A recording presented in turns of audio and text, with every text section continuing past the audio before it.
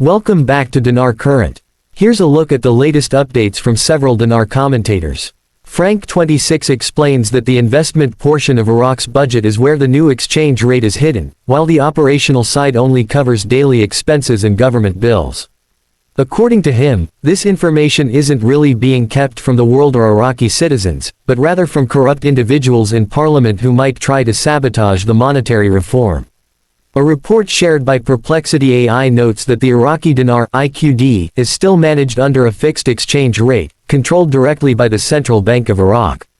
The currency does not float on international forex markets, and there are no official signs of Iraq moving toward a free-floating system anytime soon. SNU adds that debate continues over whether Iraq should keep a fixed rate or switch to a float. He personally believes a fixed rate is best during Iraq's early stages of economic recovery, since stability and control are critical right now. From Mark Z at PDK, we hear that there was more news out of Iraq than expected, especially considering the holiday.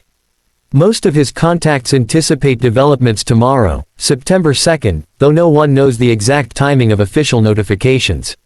Still, anticipation is running high. Caparoni highlights an article from an American magazine stating that Iraq has quietly re-entered international trade. Militia Man raises the question of whether the long-awaited hydrocarbon law will be passed while Iraq's exchange rate remains around 1310. He argues that this law could have been approved years ago when the rate was 1166 or 1450, but it never happened. Even now, at 1310-1320, it still hasn't.